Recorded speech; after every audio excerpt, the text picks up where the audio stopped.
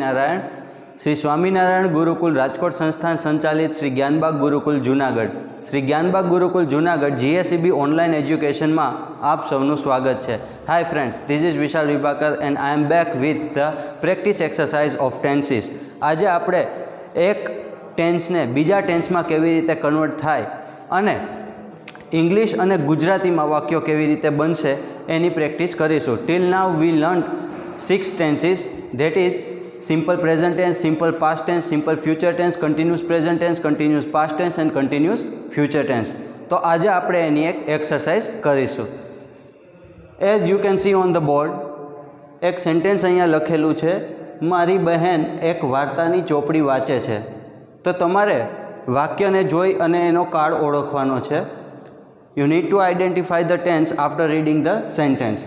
So this sentence is belongs to simple present tense. तो हवे आपणे सौथी पहला फर्स्ट ऑफ ऑल जे सेंटेन्स आपेलू छे आ तमने ख्याल छे सिंपल प्रेजेंट टेन्स नु सेंटेन्स छे। तो हवे आपणे एने सिंपल पास्ट में पण गुजराती में ज फेरवीशुं। मारी बहन एक वार्तानी चोपड़ी वाँचे छे तो एनु सिंपल पास्ट थई जशे मारी बहने एक वार्तानी चोपड़ी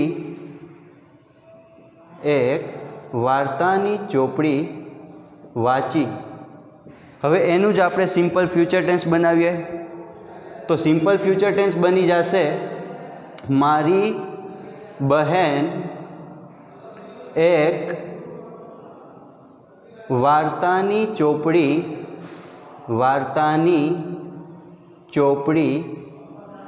वाँचशे। हवे कंटीन्यूअस प्रेजेंट टेन्स नु सेंटेन्स बनावीए चालू वर्तमान काल एटले के क्रिया हाल में चालू होय। मारी बहन एक वार्तानी चोपड़ी वाँची रही छे चालू भूतकाळ। मारी बहन एक वार्तानी चोपड़ी वाँची रही हती। अने कंटीन्यूअस फ्यूचर टेन्स मारी बहन एक वार्तानी चोपड़ी वाँची रही हशे। आ थई गया मित्रों गुजराती में आपड़ा टेन्सीस। गुजराती अंदर काळ मारी बहन एक वार्तानी चोपड़ी वाँचे छे मतलब के एनी रोजिंदी क्रिया छे। मारी बहने एक वार्तानी चोपड़ी वाँची मतलब के वाँचवानी क्रिया पूरी थई। मारी बहन एक वार्तानी चोपड़ी वाँचशे, हजी सुधी वाँची नथी परंतु वाँचशे एटले के simple future tense.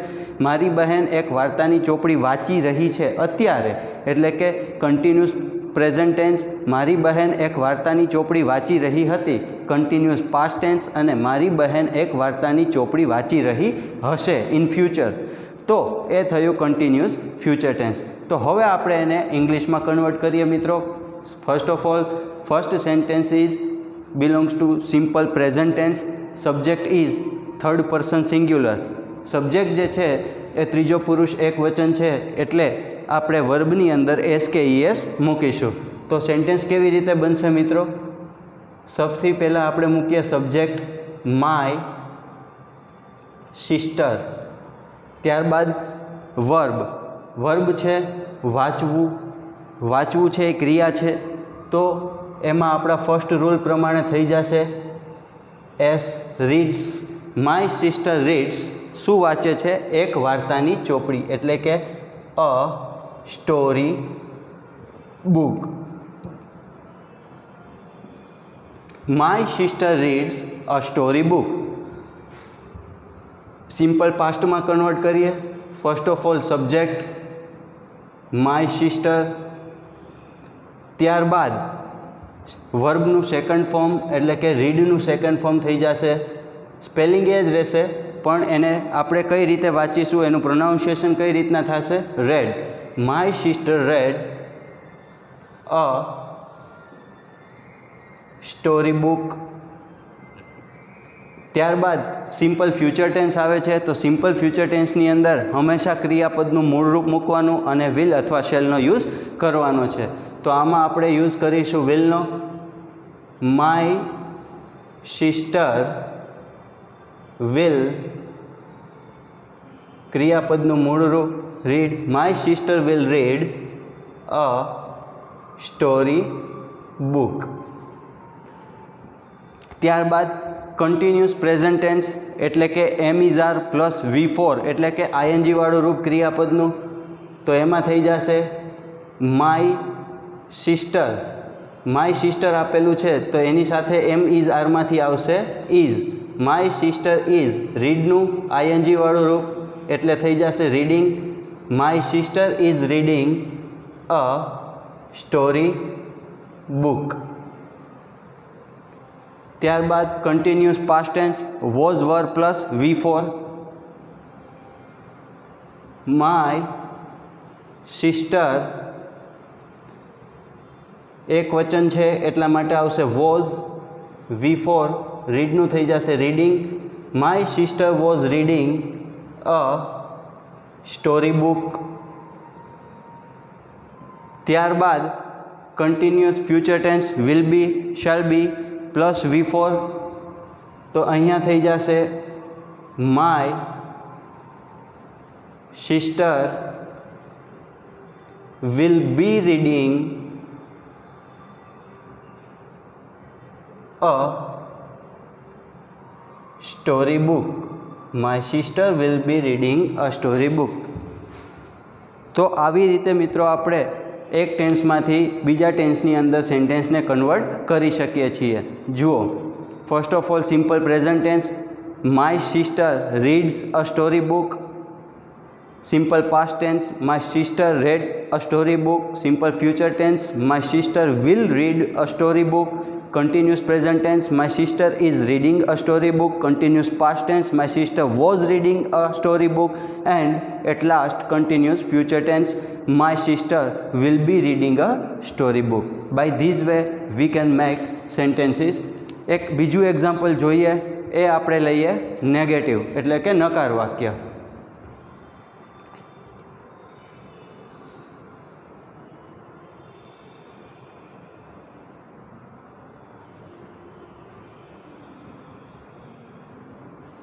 Look here, sentence આપેલું છે તે મારી મદદ કરતો નથી.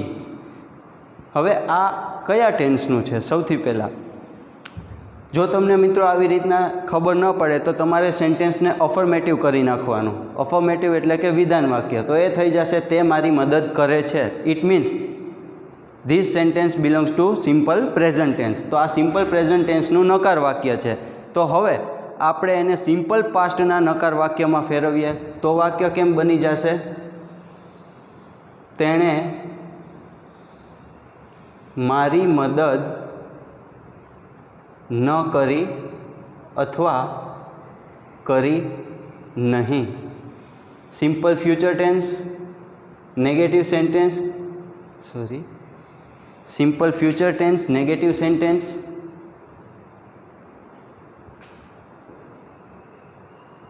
તે મારી મદદ કરશે નહીં. ત્યારબાદ કન્ટિન્યુઅસ પ્રેઝન્ટ ટેન્સ તે મારી મદદ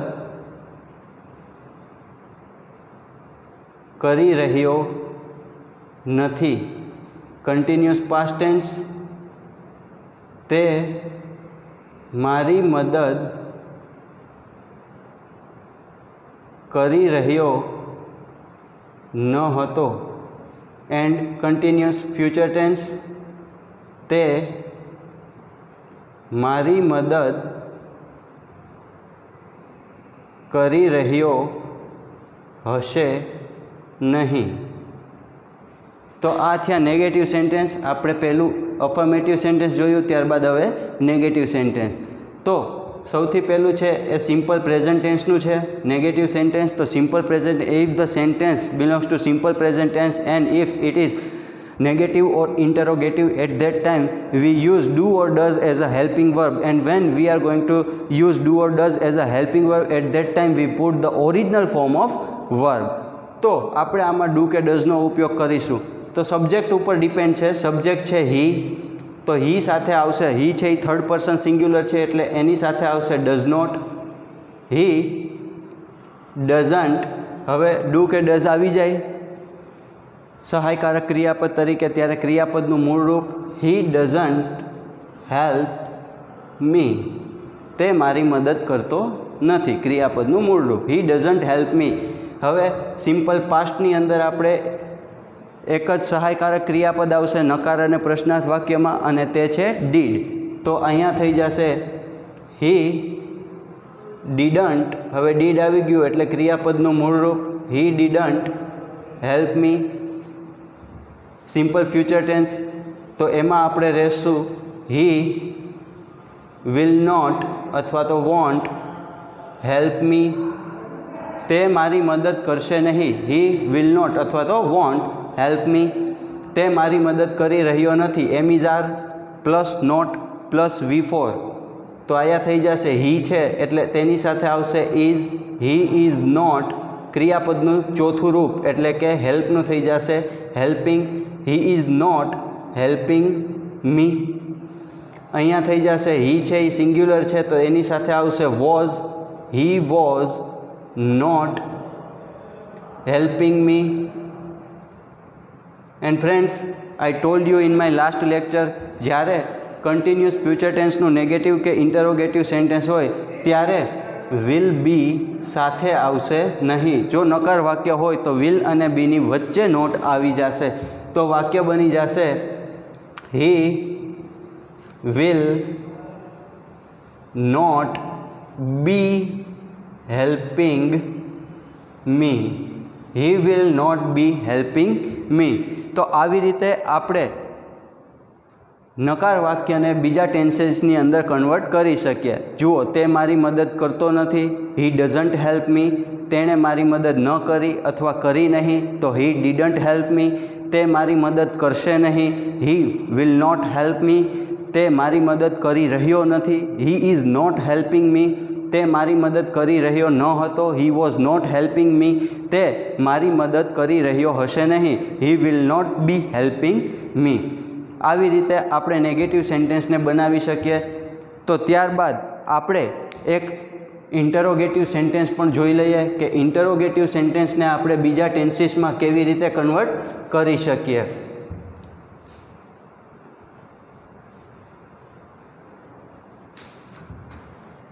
એક ઇન્ટરોગેટિવ સેન્ટેન્સ જોઈએ આપણે.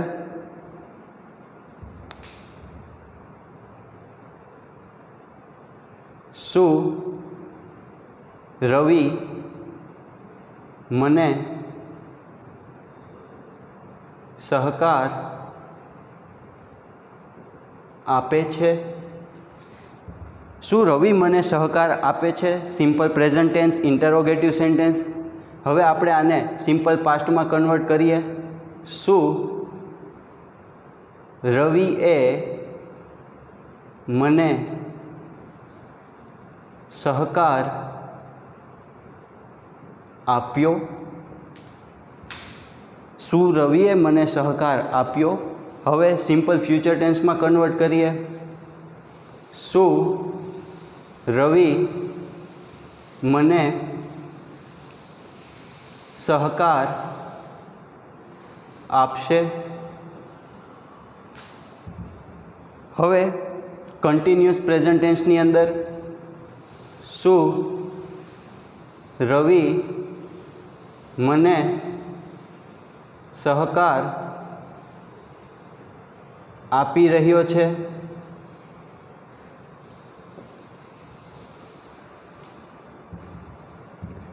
Continuous past tense.